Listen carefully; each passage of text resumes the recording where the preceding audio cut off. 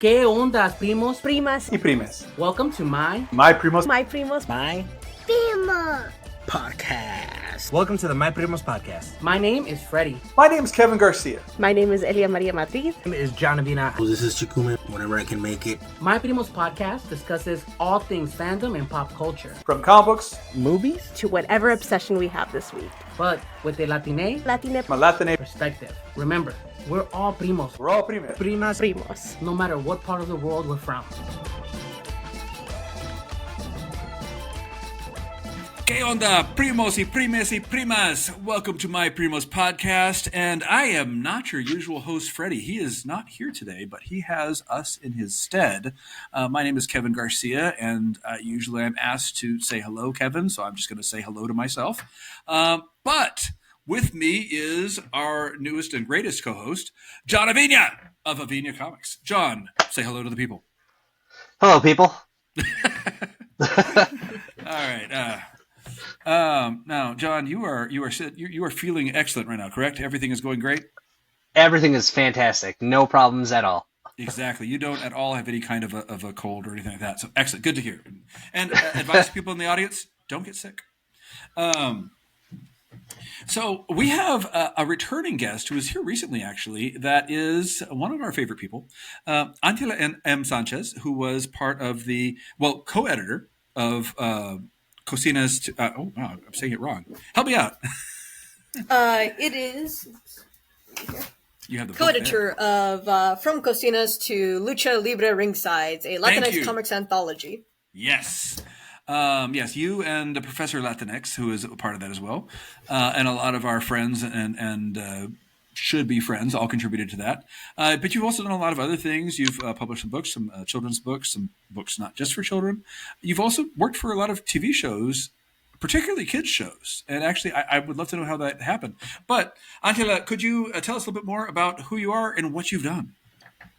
Sure. Good to be here, be back with My Primos Podcast. My name is Angela, or Angela if I'm in trouble, Sanchez. If you really want to get my attention, scream Angela. I'll be like, oh, I do. It's my fault. Years of trauma.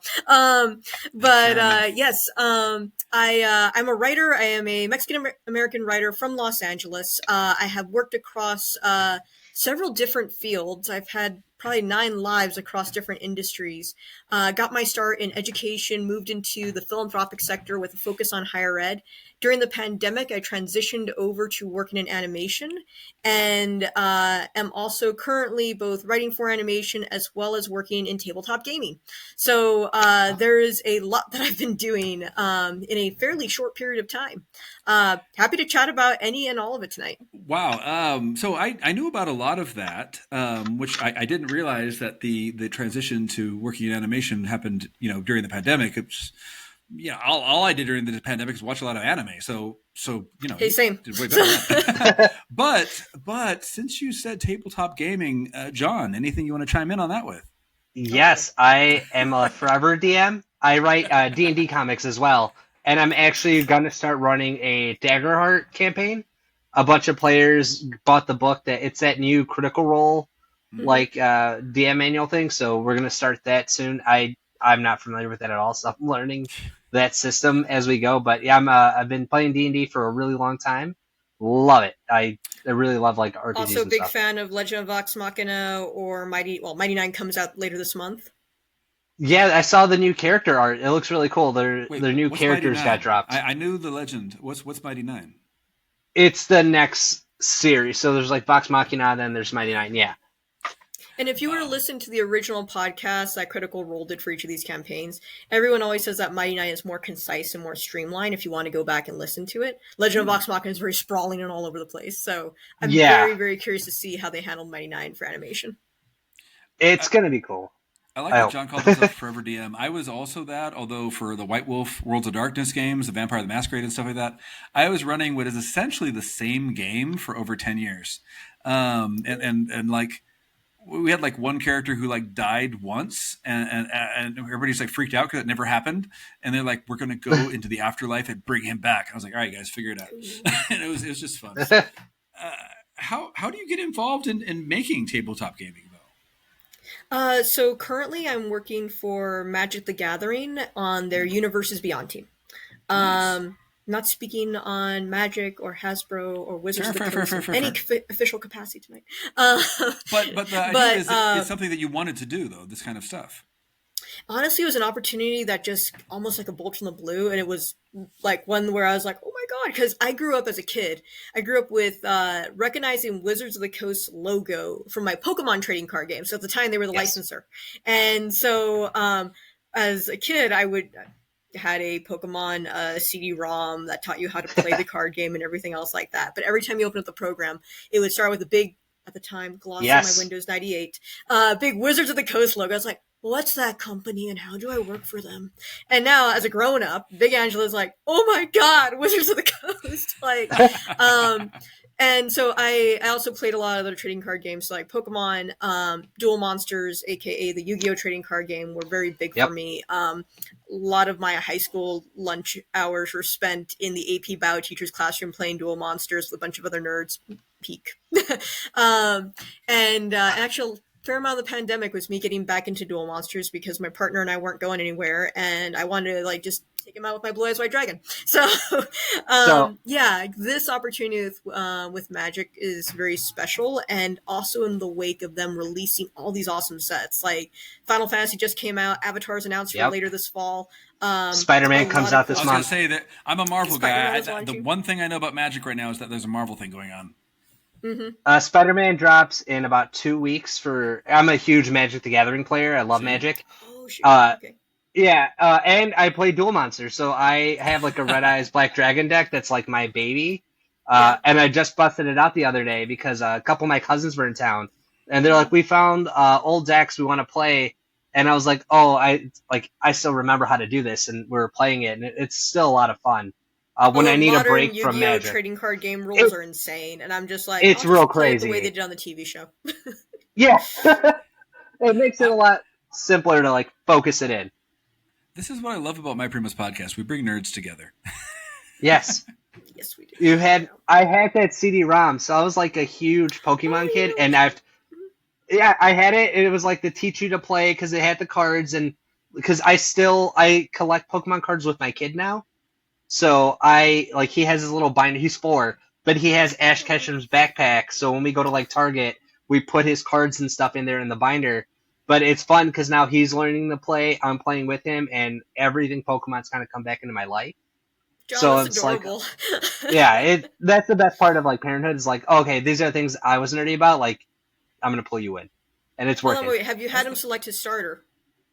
You know, like he that did. test. Have you seen those Instagram / like TikTok videos where the parent puts the little baby 3 starters? Mm-hmm. So we have 3 of the huge Funkos. So we have all the starters, and I'm a Squirtle guy, like to my core. Mm-hmm. He went Bulbasaur. It's fine. We love. Yeah. An enlightened child. We always hope the new He generation didn't go does better than us. Charmander. Yeah, he didn't go Charmander, so we're okay. Yeah. My thing, I was never big on Pokemon, but I loved one character specifically, and that was Geodude.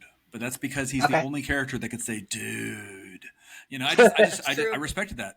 What do you guys think of the new Mexican lucha Pokemon that everybody's been talking about? Like, I don't even follow Pokemon, but everybody on my feed has just been excited about this character.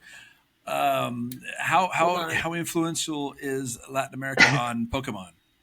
I want to get a look at this Pokemon because he's been around it's been around for like a hot minute, like that kind of style. Like they've always kind of leaned a little bit towards like Mesoamerica stuff every once in a while. Mm-hmm. But I think the introduction to him, like that ringside introduction video, I think that's what shot it up over the top because now I'm seeing people do cosplays of it. And I'm like, this is great cosplay. Yeah. Every time something cool comes out that's like lucha, I'm just like, yes, we got one. This Pokemon's really cool. I'm getting a look at that. I'm like, I've seen this one. It's awesome. Yeah. Yeah. I mean, it's better to me than the weird like duck mariachi one. See, look, I'm like, Eagle Luchador is cool. Howlucha? His name is actually Howlucha? Yeah. I love it. Okay. When it comes to the duck with the sombrero, like, as bad as that is, I every time I enjoy it, and every time I talk to people, they're like they embrace these really like honestly kind of cringy. Like you guys remember Tequila Gundam, right? Like Yeah. that is like every Mexican I know, that's like their favorite Gundam is Tequila Gundam. Yes, it's his name is Tequila Gundam. He is literally a cactus with sombrero. Does not matter. We have a Gundam. It's like, Fair. We needed representation, so whatever they gave us, we were like, yeah, Yeah. I'll take it. Like that's why we clung on to Goku so hard. We were just like, oh, he's got to be me because I got no one else on this exactly.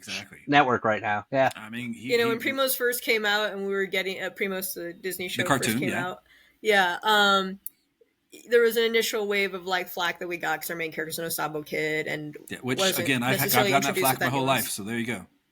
Well, it wasn't also presented as like the show is set in the U.S. and is specifically like a Chicano story.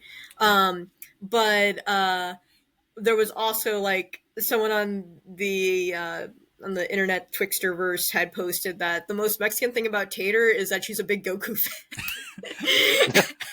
Like literally in the opening Like, sequence, yeah, that little she's Super going Saiyan Super clip. Saiyan. Yeah. Mm-hmm. My son and I used to watch a lot of Big City Green, and Oh, yeah. when we were watching it, they would do like the little spots for like Primos right before it, and I got excited because I was like, oh, it's another show for me to show him. So me and my kid have watched like Primos for like a while, kind of like circulating, because Big City Greens was like really cool for him, and like he liked that kind of like more adult-ish humor where it was like he didn't really get the jokes, but it was making me laugh, and he liked it for that. And with Primos, a lot of the jokes, I was like, oh, this is like hitting home because it is that Chicano humor more than anything. Where I'm just like, oh, okay, they got me. Like they got it all figured out for this one. You wrote the episode called Sueños. Sorry, that one too. But I meant to say Summer of No Sabo, which is Yes. kind of like right on the nose with this kind of stuff. How much was we're jumping into the Primos cartoon? How much was your background feeding into the characters? Like, I mean, obviously, we want people from culture writing about the culture, but how much of it was personal when writing about these characters? A lot, to be honest. I mean, when I did the first initial interview for Primos, I had an early animatic to go off of, and when I saw that character, when I saw Tater, I was like, oh, I know this character. I know this kid. That's me. Yeah, because she's this little. It's basically brown girl Calvin and Hobbes. Like if you were to watch Primos through that lens, you'd be like, oh my gosh, I really get it. I see it. I have thought of it till you said it, but I see it. Yeah, but Tater's like this nerd girl with glasses who loves writing in her journal. I showed like all of my journals that I kept when I was like 9 to 16 years old, and I would scrapbook in them and other stuff like that. I'm like, oh my god, I recognize Tater. Like I know exactly who she is. And on top of that, she's also an Osabo kid. And for me, I never got to see Osabo kids on television. So often, especially in animation, it is taken for granted that if there is a Latinx, Latina character on the screen, it's taken for granted that they're bilingual and that they are perfectly fluent in both languages. Which, insert clip of James almost going like, right. But insert like the clip of like, you have to be Mexican enough for the Mexicans and American enough for the Americans. It's exhausting. Exactly. Oh Yeah. And so getting to see Tater, who's bigger but littler sister, like comes over and says, you spelled bienvenidos wrong, and Tater has to like try to like scribble it and fix it. That really got me. In one of the episodes, one of the early episodes, we do occasionally do like the slightly clunkier version of Spanglish, but mostly so that way our audience can get it. But where her mom goes, Mija, I want you to clean el baño. And Tater goes, the closet? No, sweetie, the bathroom. And you see like how her family around her will like say certain things, go over her head, but it always comes from a place of love. And it always comes from a genuine place of wanting to be supportive and encouraging. And I think that oftentimes a lot of Nosabo kids grapple with a lack of patience or a lack of care in encouraging someone to be able to pick up Spanish, or honestly, just looking across kids from diasporic families, being able to pick up whatever the other language is that is spoken at home or among older family members. Yeah. And so I really, really appreciate that with Primos. And because of that, our show also had residents resonance across a lot of other communities as well, who are saying things like, "Oh, that's me, and I'm Iranian," things like that. That's what I want to ask about, because like a lot of the flack, you mentioned flack, that came out before the show actually came out. Like it was people just preemptively saying it's probably going to be this, and that kind of snowballed. Once the show was out, what kind of feedback were you guys getting? Were you guys got a lot of warm reception, to be honest, because it was also people recognizing, "Oh, yeah, it's about this girl doing her thing," and kind of weird. Because honestly, there are cultural aspects to the show, but it's a character-driven show, and so Tater herself is this kind of funny, weird child who's also kind of schemy. She's honestly a little bit different than a lot of Disney League characters in that she's always sort of doing a little fly hand rubbing thing, figuring out what her next exploit is, and how she can sort of get the rest of her 12 cousins to do her work. And our show creator, Natasha Klein, who this show is autobiographical for, she didn't just have 12 cousins, she has 23 primos. And so we had to still, we have, all these, different characters who were just doing, okay, what are their core personality traits? And then what's the additional layer underneath them? What's the thing that Tater winds up discovering later on? And at the end of the day, the show Primos is about understanding and discovering who you are through the lens of your family. And I think that's something that definitely has universal appeal for a lot of folks. Definitely. I remember seeing people talk about the amount of cousins and stuff and calling it a stereotype.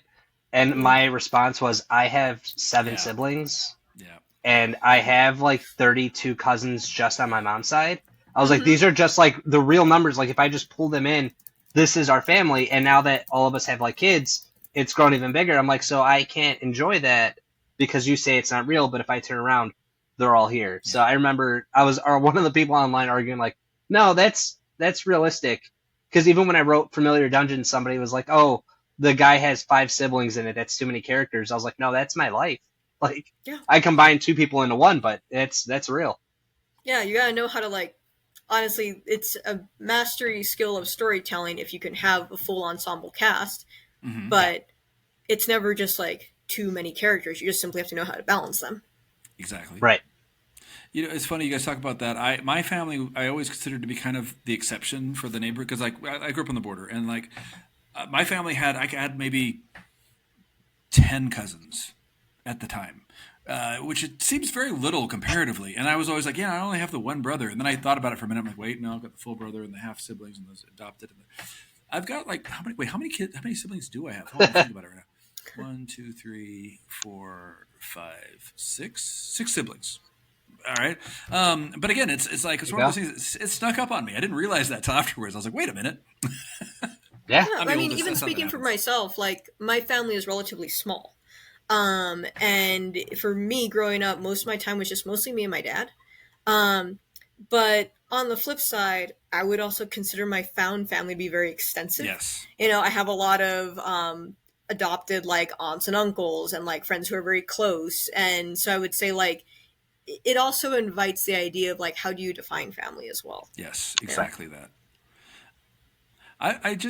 You mentioned earlier that she is a non-traditional Disney main character, and I think you talked about that notebook and everything earlier. She's drawn a lot of butts, and I was thinking about the only other time that you'd see a young girl character that kind of acting like a real 10 to 15-year-old girl that I can think of is Red, and it's Turning Red. Yeah, there you go. And it's it seems like something, I'm surprised they would even allow a TV show to go that far, because they were always well, we're going to let Al House go here, but only here, that kind of a thing. So it's interesting. I'm glad I'm glad it happened the way it happened, I guess, is what I'm saying. Yeah, no, Tater also writes fan fiction. We have a in-universe parody series called Romancemorphs. You can guess which real world series it is parodying. And we're all big affectionate fans of said real world series. But Tater's fan fiction that she writes in there is very much and then these characters get together and all the dumb joke titles that we have for Jurassic Spark, they're silly and they're fun. And I think that honestly getting to have a depiction of a girl character who is also just, a kid with a big imagination, and she can be a little a little broody, but she's very like self-reflective, very introspective. But it also doesn't stop her from forming really strong bonds with the people around her. And it also doesn't stop her from doing the right thing or reflecting on the mistakes that she's made. And those are the things I really liked about Tater, is that we can push her to do kind of the weird, devious thing. And then she's like, I'm wrong, and, please don't, release the big giant birthday balloon with all the microplastics. My nature-loving cousin really wouldn't like that, actually. So, between that and Moon Girl, we had this like brief moment with these really heartfelt little girls of color that get to be the main character. I say little girls, the middle-aged girls. They're big kids. Yeah. Not middle-aged. What am I looking for? Middle grade. That's what I was trying to say. Not middle-aged. Yeah. Middle grade, yeah. Thing. Thank you. Middle grade kids that had these beautiful storytelling, great writers, great voice actors, great animation. They need to be around right now. That's what we need. We need more of those, and we need them right now, especially. Yeah. I want to jump back for a second. You talked about magic earlier, and I found out something about you that I wasn't aware of. You're also a magician? Yeah. But I'm a close-up magician, so I do cards and coins. I don't have the budget for like fair. Tigers or making buildings disappear or whatever. So. Our own David Blaine. That's very cool. How did you get into magic? Magic was my dad's hobby growing up, and he kept at it for a while into his young adulthood. He made friends with contemporary magicians of the era, Goldfinger and Dove being a duo performing act of the time. This is back in the 70s. And so later on, I came along. Parents don't have lives. And so Dad was taking care of me. When I got a bit older, like around middle school, I started going through some of my dad's old magic books that were on the shelf.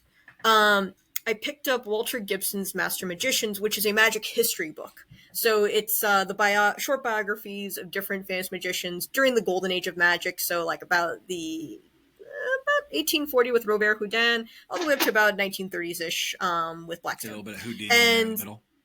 Yeah, a little Houdini there in the middle.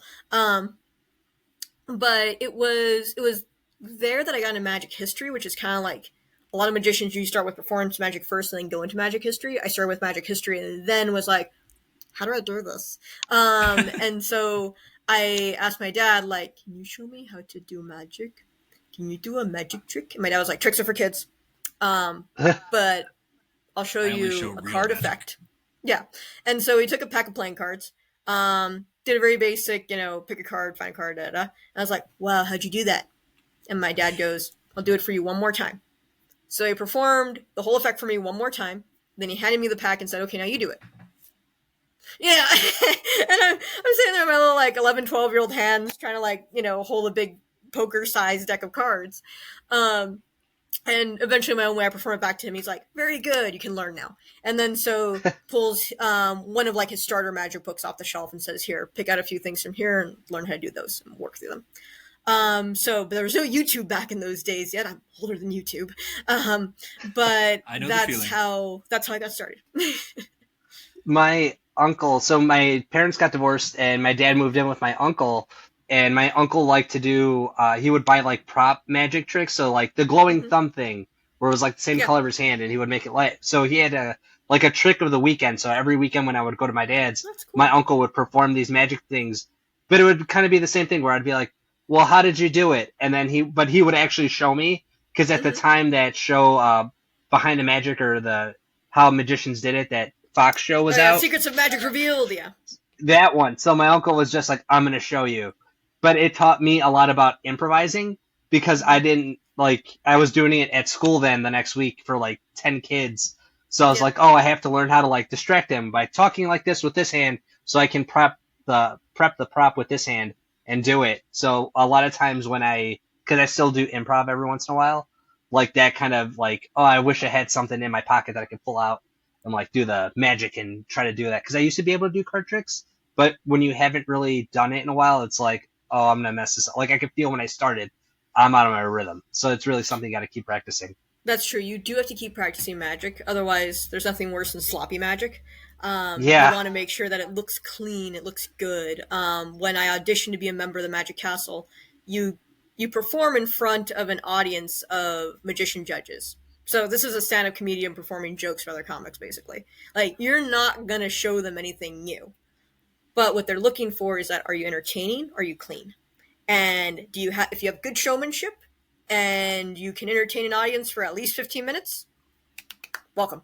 So at the time, I was in college and I applied as a magic historian. And so I had done my senior thesis on female magicians and their role in representation of magic history. Why is it that whenever you see a woman on stage, she is always being sawn in half, lit on fire, torn apart, and our schema of if you say the word magician to someone on the street, is usually a white guy in a tux, and he's the one like sawing the woman in half, splitting her apart, light her on fire, that kind of stuff. Why is all this violence against women's bodies in magic? And the short answer is that magic as a visual art form is indeed very political. And women typically were not on the stage up until women gained the right to vote. Now, that's not to say you didn't have female magicians before this era. You definitely had women in magic. But did you have top billing women in magic? You could count those people on one hand.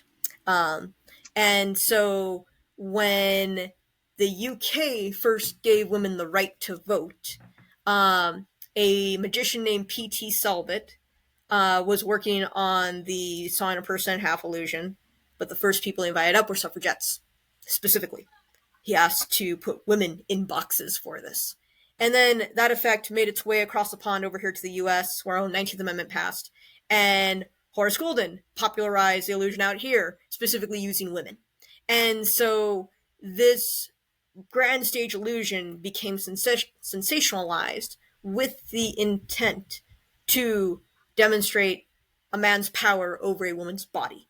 And that is why, like, if you're watching like a magic show that specifically has this effect in it, it feels like you're being pulled back 100 years.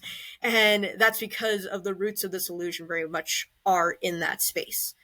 Typically your assistants would have been young boys or very slender men who would have had the flexibility and strength to be able to perform these effects, and also size.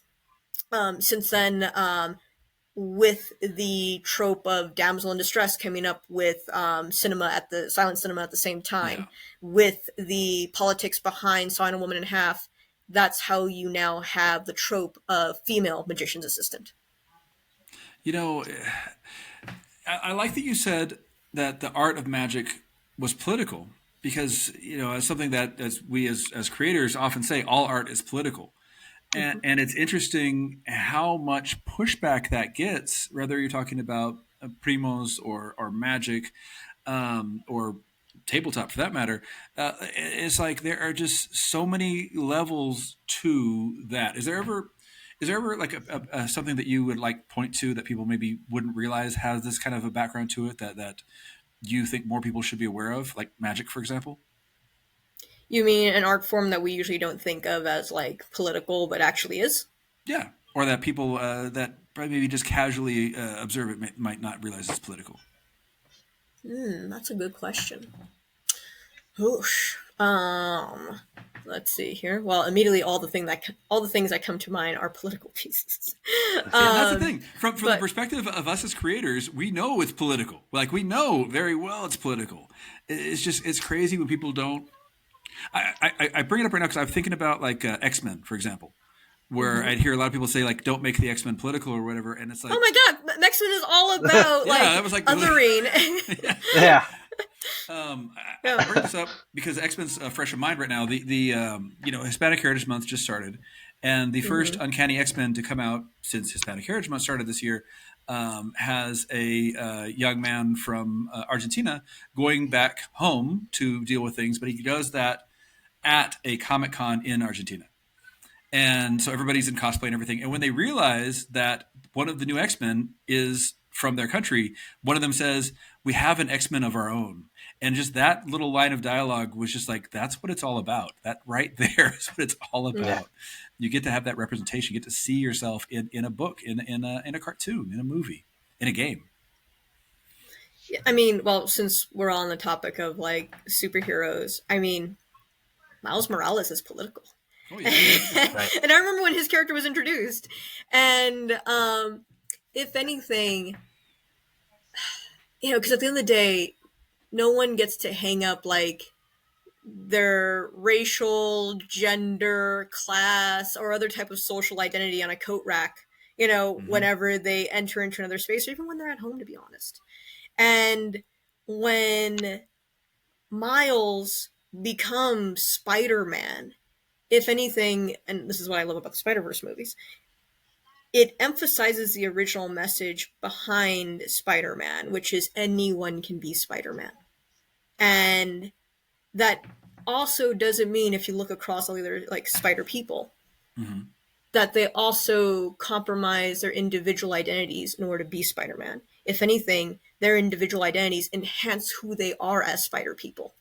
So I love the whole Spider Sona thing that went around. I love it. Spider Sona thing is amazing. Spider Ham is awesome. Spider Noir is interesting. But they have spider. They have spider people that have mobility differences. Spider people that are proudly gay. There's just so many. It's become something that, like, literally it is for anybody, and that's the whole point. Yeah. And I was working. I was working at a comic book store called Amazing Fantasy at the time that Miles came out. So I was there. I was like hyping people up on it because that was kind of my job. But my buddy Chris, he's black. He would come in dressed like Spider-Man for like all of our special events. And one time he took his mask off, and a guy was like real quick to like point it out, like, well, he shouldn't be dressed like Peter Parker because Peter Parker's white. And Chris, like without missing a beat, pulled out the Miles Morales like #1, and he was like, "Oh, I'm this guy now." And it just like changed it all around, and I could see how excited he was, and it made me even more excited for like the next wave of kids coming in, because I was like, "Oh, this is gonna be their Spider-Man. This is how excited they're gonna be." So every time people like talk about comics or politics, I'm just like, "Oh, they haven't had that moment yet where they get to see like genuine excitement, but when they do, they'll get it." Yeah. I do a lot of look back into comic book history, and something that I think is kind of fascinating to me is that if you look back at Marvel's first major crossover, the original Secret Wars, and then DC's first major crossover, the original Crisis on Infinite Earths, during Secret Wars, Iron Man was Rhodey. None of the teammates knew that necessarily, but he was Rhodey.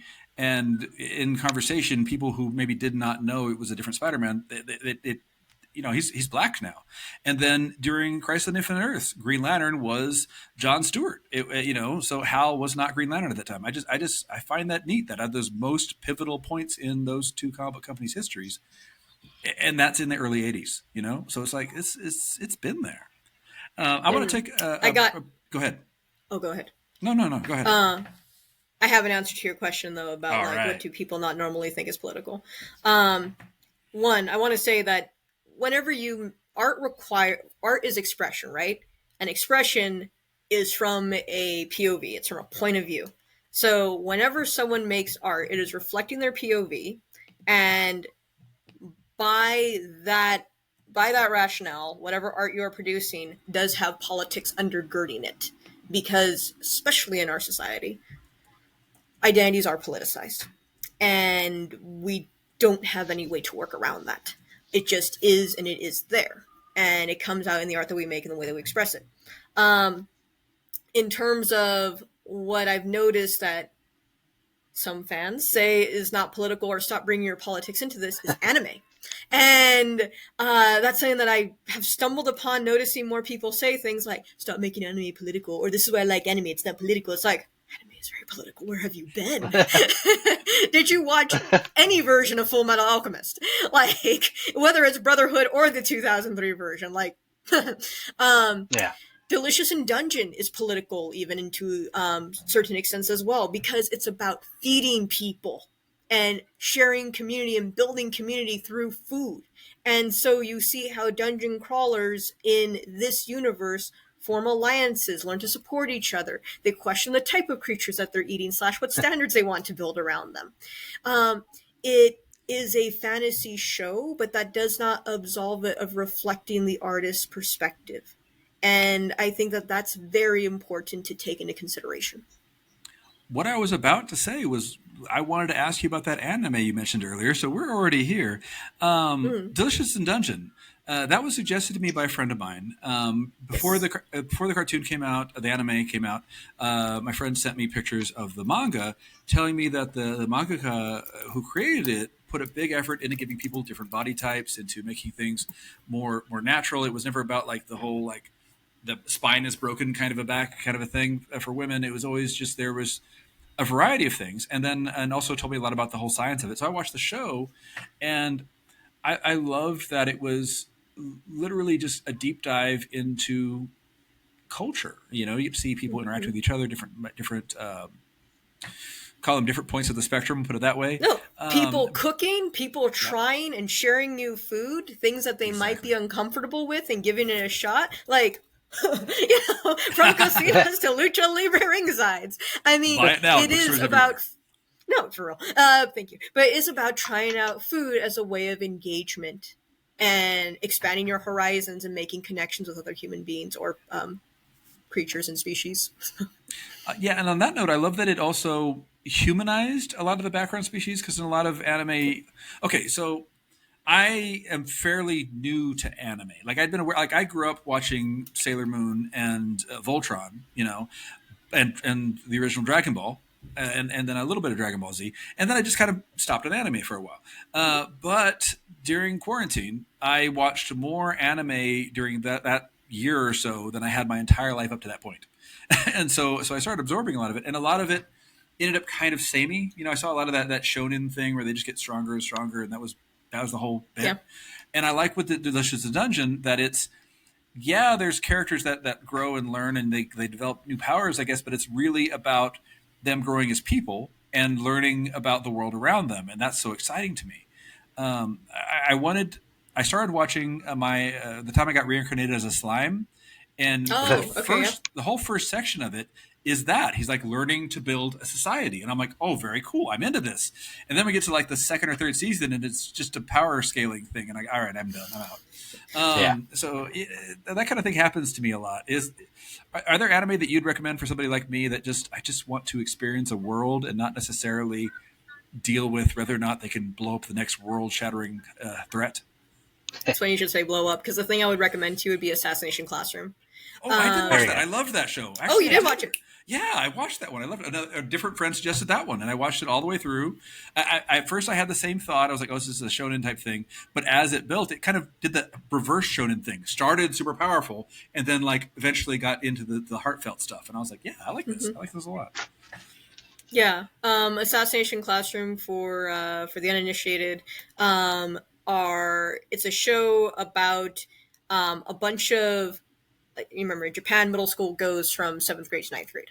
Yeah. So it's a bunch of 9th graders who are on the cusp of graduating from middle school, or they could be. They're just considered the dregs of society at their school. And so their classroom is a bungalow, like out in the boonies away from the main campus. And the new teacher they got is some kind of weird alien life form with a bunch of tentacles and looks like a happy face in a traditional cap and gown, like graduation outfit. And after blowing up the moon and then toying with the military because he can move at like Mach 5, he has decided that his wish is to teach this one particular class. And the Japanese government can't say no, because it doesn't seem like anything can actually kill this creature. But this one particular class of students is told they will win a jackpot worth of money if they can assassinate their teacher by the end of the school year. And to which their teacher says, well, you have to do it or I'm going to blow up the world. You know? I have a copy of that manga on my classroom shelf.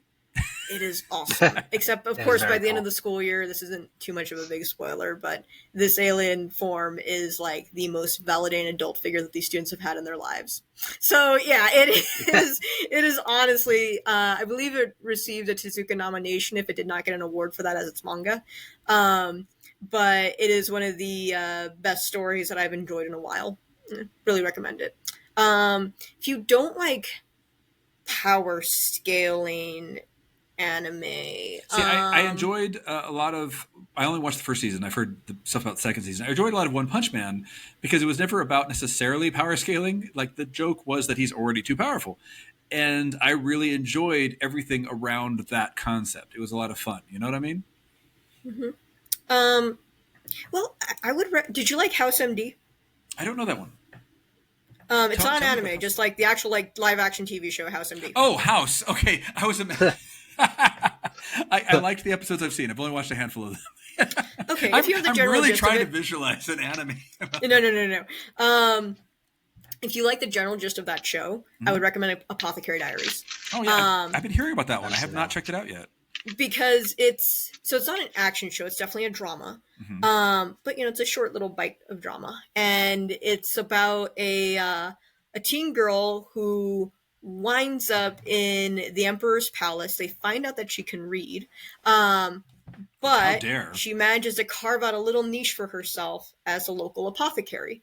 And so she's solving, like, they're all different types of medical mysteries. Every episode is pretty well contained. But she's solving everything to, like, why are the heirs dying? What is the poison that they consumed or that their mothers may be using? Oh, like, who done it with this? And so it's very much like her kind of like figuring out, very Sherlock Holmesy style, like, what is the answer to this question? But then we build out the larger web of politics and drama amongst many of the people who exist in the Emperor's palaces and courts. That does and sound like I exactly am not what a I'm big like, I'm not a big like high court drama type of person. Like I'm not a big Game of Thrones person. I really could not quite care too much about like, oh, what are all the royals doing today? But this show, what it does very well is that it stays centered on everyman POV, and you see how competent and capable Mao Mao, that's her main protagonist, you see how competent and capable she is in getting to the roots of these mysteries, and then also finding herself tangled up in certain webs. I gotta check that one out. That sounds really cool. Yeah. First season's on Netflix, so. Speaking of House and drama, one of the shows I did watch during the pandemic was Cells at Work and Cells at Work Black. I really enjoyed that. It was the story of the main characters seemed almost secondary to just let's teach you about the world of this body. What's funny to me is I'm also a webtoon reader, and there was a webtoon that came out called Yumi's Cells, and it's about the cells inside of this woman's body that are like trying to help her get things going to like go on dates or function or get over a cold or whatever it is, and they're all these little chibi little characters, and it's crazy that I was thinking that one would rip off the other, but I just looked it up. Yumi's Cells came out only like 2 months or 3 months after Cells at Work first came out as a manga, and I'm like, that means it just has they unless that Korean creators immediately put it together. This has to have been just a coincidence. It's pretty crazy. Zeitgeisty. Yeah, zeitgeisty. The other thing I like for anime is romantic comedies. I get a kick out of romantic comedies. Toradora was a lot of fun. I actually got into that quintuplet show. I haven't watched the latest episodes yet, but it's so silly and over the top, but at the same time, you get into the drama and the comedy of it. Who's going to get together and how, that kind of stuff. You should read Destroy All Humans. I've heard that. It's the Magic the Gathering manga, but it's like a romantic comedy thing, and I love it. Yeah, I read like 4 volumes of it on my plane the other day. I was like, this is amazing. I have one rec for a manga and one rec for a for an anime. The manga rec is called Love Roma. Okay. It is 5 volumes long. It's a pretty short manga. And the art style, I like it. I read it at a time where I was like, this is neat. I can see how some folks like, oh, it's so blocky and weird. I like it. Anyways, Love Roma is about 2 high school students, and they kind of formally decide to date, but like it's about a boy who is very honest and a girl who is very blunt, and it is each of them trying to figure out and navigate. It's like a very healthy modeling of how to sort of like norm and storm and figure out your communication patterns. So like blanking on his name, but the main boy character, he never gets angry. He's just always like, why do you think that? He's very like probing and very curious. And this girl who's a little bit more like hot-tempered, but is like, no, you shouldn't say that. You need to do like blah, blah, blah. So it's like, it's both of them, like, not necessarily arguing, but definitely trying to figure out, like, how do I make it work with this person? How do I make sure they understand me? And that's only a manga right now, because that does sound like something I would get into. It's an older manga, but it's a lot of fun, and it feels very earnest, and like, yeah, this is high school. Like, I remember that. The anime recommendation I have is called Yamada's First Time. And it's about it's about this girl who starts high school, and she has one goal: is to sleep with 100 boys. And I think I did see that first episode of that, actually. Now that you mention it. Journey of 1,000 steps begins with a single mile. So, or journey of 1,000 miles begins with a single step. So, like, she goes like, "Oh yeah, that's right." Her best friend reminds her, "You haven't even been on a date." She's like, "Yeah, I haven't even kissed a boy." Okay, so she goes into the school's book room. She picks out the most plain Jane looking boy in there, and she just goes straight up to him and says, "Hey, are you a cherry boy?" You know, and like any poor, young, naive, self-respecting teenage boy, he just bursts into tears and he runs crying out of the room, right? And so, like, this is the tone of this whole series. It's relatively short. It was based off of a running serial strip, so like it has a few moments that are very vignette feeling, although the episodes do feel like full episodes. And yes, the theme is generally about, you know, like, or I should say the general plot is about, you know, this one girl who just wants to have her first experience, right? But the larger themes are about communication. It is about very much the assumptions that everyone makes while they're in high school. So everyone thinks that everybody else is doing it and having a great time, and no one is. Well, the best friend is, and she's in an established, steady relationship and doesn't talk about, you know, doesn't obsess over, you know, everything. The other big thing that sticks out, and this is a little bit of a spoiler, but of course there's a girl next door friend. And the girl next door is also interested in the plain Jane boy. She bakes him cakes and pies and cookies and everything else underneath the sun. She has humongous boobies, and she still can't bring herself to say that, "Hey, you want to go on a date?" Because she's just really has crippling, like, shyness and anxiety. And so her neighbor never notices. And it's one of the very interesting, like, lessons, themes that comes up for this show a lot is if you want something, you have to ask for it. People aren't mind readers. And that to me is a very solid, like, mature theme for such a very gag-centric kind of goofy show overall. That's reminding me of another show. I don't remember the name of it right now, but a show that another friend introduced me to, same one who introduced Delicious Dungeon. I think it was about a world in which all, like, smut was considered illegal.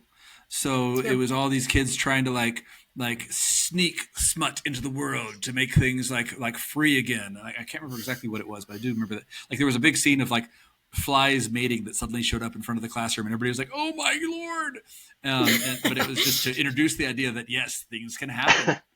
And I just remember that was silly, but I liked it.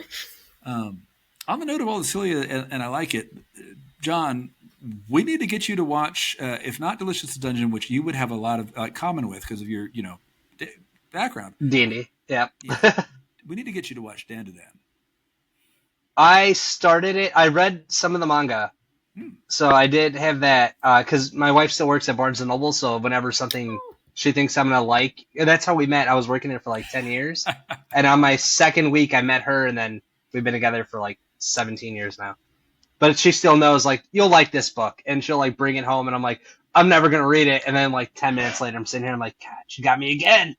But that was what all my friends around me watch anime, but I always get burned by it turns into power scaling. Yes. And then the other day, someone's like, you got to watch Solo Leveling. It's the best thing out right now. I was waiting for Solo Leveling to come up.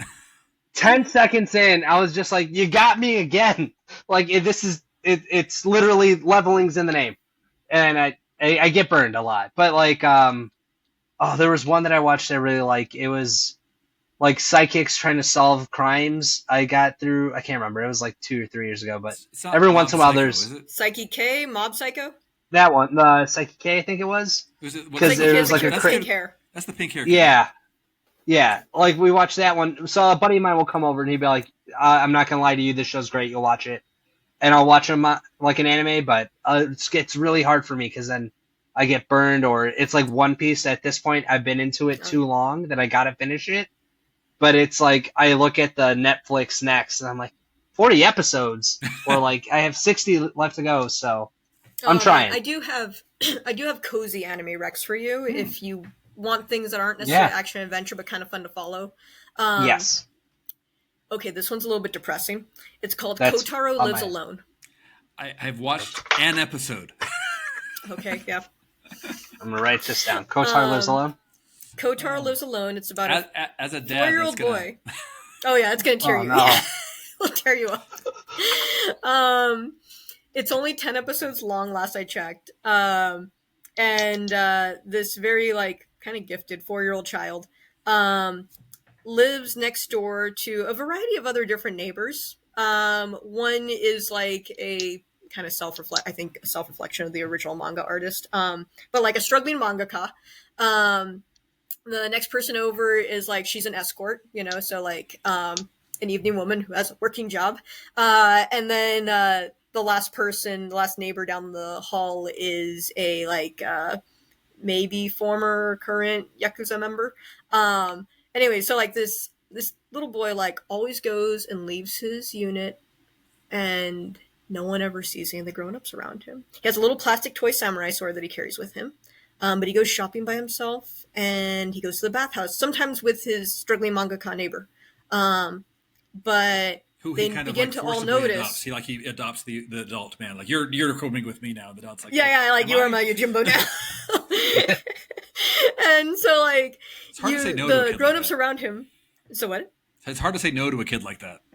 Oh yeah, no, and he's got this little dead-eyed stare too. But all the adults start to realize this child has no parents, and they all kind of shape up in their own way to help support this kid. And over the course of the first season, you start to unravel the mystery of where are his parents, why is he alone, what's really going on. So yeah, it's got a kicker of an ending. That's gonna get you, John. You go watch that right now. It's on Netflix. I'm gonna watch it. Yeah. Oh, it checks every box. Because my kid's 4, and the other day he came out of the bathroom by himself. I was sitting here writing, and usually he'll tell me Dad, bye, I gotta go to the bathroom, and I'll get up and I'll go with him. But I was just working, and then I heard the toilet flush, and I was like, oh, what did he do? And he came out, he's like, I went to the bathroom, and then he went off to go play by himself, and I was like, I missed it. Yeah, I was like, oh no.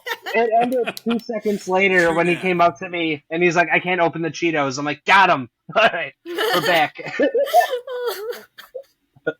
Oh no. Yeah. Someday he's going to go to college, and you're going to be the parent there crying with the bags. The other day I had a really proud dad moment. There's a Marvel it's like Spidey and His Amazing Friends, but there's a character, Lockjaw, the dog, shows up. Wait, and they're like, look, it's yeah, they're like, I wrote a comic called Lockjaw. It's about a mariachi singer. But Lockjaw, they say, oh, it's Lockjaw, and he's like, no, that's Daddy's guy. And I was like, yes. I was like, if Marvel ever asked, no. He knows. But, yeah, he knows. He knows. I was like, brand recognition from a 4-year-old. Heck yeah. Great child. It's funny, you talk about getting burned. The anime that I get most upset that burned me, I guess, was, and if you know it, you probably would laugh, but Jobless Reincarnation. Because I've not heard of that one. Oh, okay. Ooh, I don't know that one. So the animation is beautiful, like a really great high quality animation. And the premise is, this guy dies being a loser and then gets reincarnated in another world. It happens. But he's reincarnated as a baby with his full adult knowledge. So so from a baby on, he's figuring out, okay, there's magic in this world. I have to learn these things. I have to do this. And it's really interesting at first, because if you watch a lot of anime, there's a lot of tropes in anime that are often it'll come on and be like, Japan, why do you go to Japan so much? And it's very clear that this adult man in a child's body really wants to be with these women that are technically older than his body. And it's like, right. Yeah, I say women. Yeah. Okay, now the thing is, the reason I was into the show, though, is because it seemed like every time that he would act like this, which is very common in a lot of anime I've seen, it would immediately get turned against him. And I'm like, so it's going to be messing with those tropes. It's going to be like, oh yeah, it's going to learn a lesson over time. But then I found out, like, no, about 20 episodes in, he gets his wish. So you know what? And with a character who's technically his biological cousin in that universe, so I'm like, you know what? I'm gonna stop watching this show. So that happened. No. Yeah, but it seemed nice at first, and I was like, cool. I can look past some of this stuff because it seems like he's going to learn a lesson. No, he doesn't. He doesn't. Isn't that always like a drag though? Like when you have a character, like you're just like. We were rewatching. Yeah. We went on a Disney cruise, so to prep for it, I was like, hey, let's watch Pirates of the Caribbean. Like, I haven't seen him in a hot minute. The movies? He likes pirates. Let's do it. The first one is real weird. Like, the whole movie seems like Elizabeth isn't safe anywhere, and it made me super uncomfortable to the point I was like, let's just fast forward some scenes. Like, let's just go through this real quick. Because, like, when she first gets on the boat, they kind of, like, push her to the pirates, and they keep doing that throughout the movie. Like, well, if you don't want to listen, and then they just throw her to, like, the guys, and then they throw her back to whoever she was talking to. I'm like, this is... Yeah, I was like, I don't remember this. I remember this being a lot more fun. I was like, this is real gross. That kind of. I haven't seen Pirates in ages, so now I'm like, I might want to go goes back with the and original. Yeah. That kind of goes along with the original ride, though, because the original ride had a lot of that stuff in it, and they removed it over the years, but it was there. They did. Give us the head. Yeah. Yeah. Yeah. You know, I mentioned earlier that I grew up on Voltron and Sailor Moon. Sailor Moon, I think, still holds up really well, although it's kind of funny that I watched the original English translation that they cut a lot of stuff out. A lot of my friends watched the Spanish translation where they didn't, you know. But Voltron I watched when I was like 5. And then it came on Toonami when I was like in my mid-20s. And I was like, cool, I'm going to watch this show. I watched it when I was like a little kid. And I was like, I watched this show? Oh, my Lord. Like every other episode, something really weird happens to the princess. I'm like, oh, my Lord. I'm like, I can't believe, oh, God. And they all laugh at it when it happens to her. And I'm like, what? I watched this as a kid. Okay. Back to Dan. Did you ever watch Zoids? No, but it's an anime. Yeah. The first time I watched it when I was a kid, I was like, oh, this is just a fun show about robots fighting robots. Then I rewatched it as an adult. I was like, this show is super political, and I love it even more. Because it's like a rebel group taking on an army. And I was like, all right, this like worked out in my favor. Because I got like Emily and stuff into it because she hates most things that I love that it's like TV show. I was like, you're going to like this one. And she was like, all right, this is actually pretty cool. Got it. I've actually been doing that with my partner lately. We've been watching a lot of movies and stuff that I watched in the 80s that she never got to see. So it's been fun. And she keeps pointing out we're not that far apart in age. I'm like, yeah, but just enough that you missed all of those movies. Oh, no. Yeah. But no, we brought up Dan Dan earlier. I know that you said off camera that you are not fully caught up yet. I'm not either. I'm actually a couple episodes behind. How far along are you, out of curiosity? Have you watched the new season? Season 1. Okay, have you watched any of season 2 yet? None of it? No. Dang it. Okay, because the one scene I wanted to mention is not specific to anything, but it's specific enough that I'm not going to mention it. But the point is, I was describing it to my partner, who wasn't really watching because I'm watching the show, and I just started describing a series of just random nonsensical things and said, that was all the last 10 minutes of the show. And I was just like, this show is everywhere and I love it. Oh. No, I like it because it has a really good character dynamic between our two leads, and between Momo and Okaroon, and I love the fact that it is a cryptid kid's story, because I 100% would have fallen into Same. that. I was a kid. I would get every book I can on like the Loch Ness Monster and stuff. I love that stuff. Yeah, totally. And like that's the part of this show that I really love. And while that is the set dressing, at its heart, it is a bit of a rom-com. And we still have the fun, will they, won't they, the drama, but at the same time, you still also get to enjoy the flavor of the adventures that they're on. And there's character growth and development and the idiosyncrasies, and also it is very high school. The miscommunications, the immaturity, the feels. But the thing is, the adventures they go on they range from the absurd to the gut-wrenchingly emotional. And sometimes there is no separation between those two extremes. And it's, wow. There's scenes that are very hard to watch for a variety of reasons. But in fact, I'd heard, I think episode like 2 or 3 or 4 or whatever in the first season where that really dramatic thing happens. And people were watching it. Some guys that were hoping for the next big, like, shonen were like, what's this emotional stuff? And then all the comments there were like, wait till you get further in the story. Wait till you get further. Do you in mean the with story. the mom and the and the child? That Exactly. Mm-hmm. And then and this is not really a big spoiler, but like I've seen my friends and others who have read the books ahead of us. They're like, many of these characters that join part of the main group all really love. They really want to be with Okurun, or they really want to be with Momo, or both. And I saw somebody describe it as a double harem show, and if you get the idea, in anime, a harem anime, which sounds really weird out of context, weird in context, but out of context, I loved Tenchi Universe before that. Tenchi Universe, the Tenchi Muyo? show. Tenchi Muyo, Yeah. that's the one I was thinking of. I liked those, and it's usually there's one character who's very often a bland young man for some reason, has all of these weird random girls that want to get with him, and every once in a while they'll have a reverse harem where it's a bland young lady that all these really fancy guys want to get with. Well, when I saw that description, I was like, that's actually a really funny description of a double, like there's these two main characters that clearly like each other, but also everybody else wants to be with them, and I just find that hilarious. I mean, maybe I'm a bit different generation, but like I do think of some of Rumiko Takahashi's greatest works, and she's regarded as like the queen of romance in manga. Yes. And for a lot of her stories, love doesn't come in anything more simpler than a dodecahedron. Like, like for real, like she's the one that started, right? She's the one that did. She did Maisani Koku is her best known romance manga. So it's about a bunch of wackos who live in one apartment building together. And like this young man and this young widow who date everyone except each other. It's a very, very heartfelt story about grief and learning to move on. Who is the artist again? Rumiko Takahashi. Okay, it is who I'm thinking of. All right, sorry. Also known for Rama One Half and Inuyasha. All right, that's what I was. When I said created it, a lot of people that I saw online, more knowledgeable about anime than me, were saying that Ramna Half, which by the way was massively big in Mexico, but Ramna Half is kind of like the example of the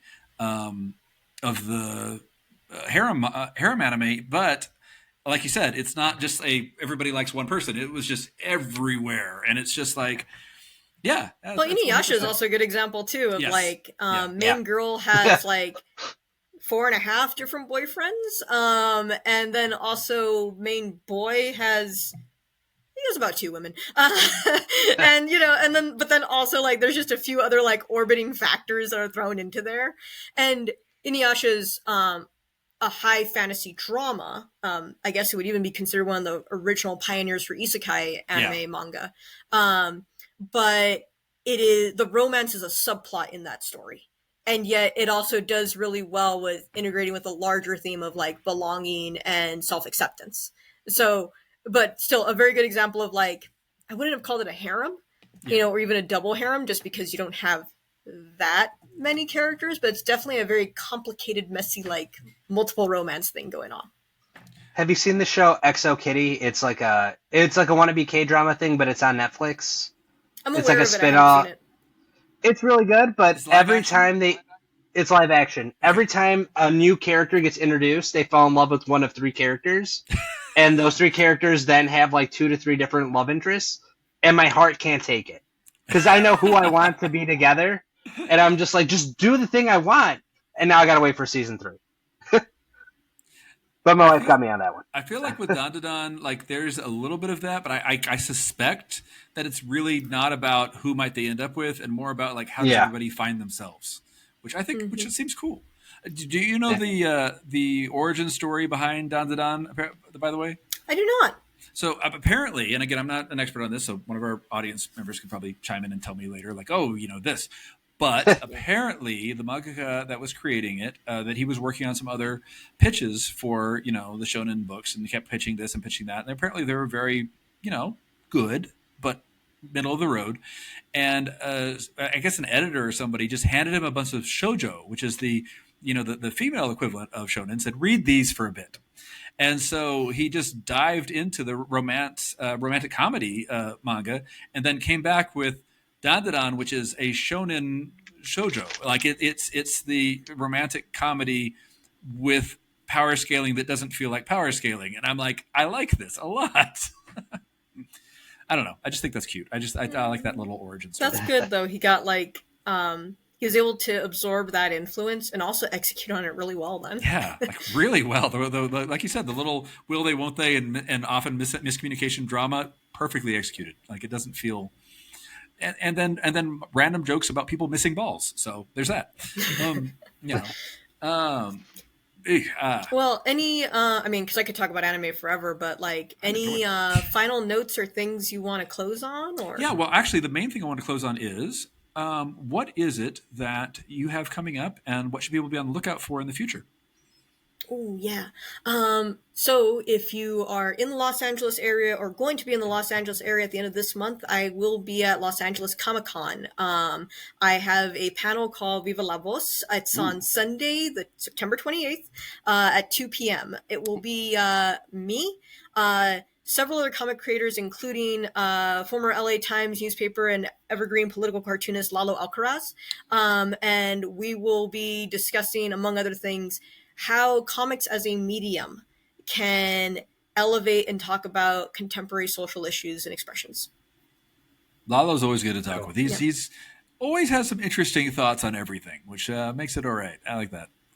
I love that. I love going to panels. I wish I could be there, but I also feel like you were saying earlier, if you're going to be in Los Angeles, everyone should go specifically so they could attend your panel. Thank you. I would love everyone to attend as well. Yeah, we're very excited. It should be a very lively discussion. We'll also be joined by Pablo Leon, who just released his new graphic novel called Silence Voices, which documents the Guatemalan Civil War and ensuing genocide upon indigenous peoples in Guatemala. And we just had him on My Primos Podcast a few episodes ago, and it's I'm not gonna lie, we were going to talk about his stuff for a little bit and then kind of switch to talking about like anime or something, and we're all just like, no, it's just not right. We need to just talk about this. Yeah, no, that's what that is. I have gotten to read the graphic novel earlier this year, and it is a seminal piece of work that I hope goes into every classroom because it should be part of everyone's like basic education. On that note, speaking of things that should be in everyone's purview, how do people find you online? Folks can find me online on Instagram as AngelaMSanchez.writer or on Blue Sky as just Angela M. Sanchez. I noticed I try to put like my same handle on Blue Sky as I do on the others, but they don't let me use those symbols and stuff. So I'm like, dang it. All right. All right. Excellent. Since we are doing that, John, how can people find you online? At Avita Comics on all social. I'm everywhere. You can open an app and my face is there. and look up Lockjaw and Pistolero, because that is a book that people need to be reading. And as we've learned from a 4-year-old, it is the legitimate version of both of those two characters. Yes. My name is Kevin Garcia. As Freddie, if you were here, would be introducing me, kevingarcia.com, because I own that, even if it doesn't work very well. But I'm on most of the socials as Kevin Garcia_com, except Blue Sky, where I am just Kevin Garcia. And of course, My Primos Podcast is something that you are currently listening to, but should be listening to every single week. You can find us as My Primos Podcast on most of the podcast apps, of course, but on social media we are often My Primos Productions. So please check us out and the various things that we will have coming down the production pipeline later on.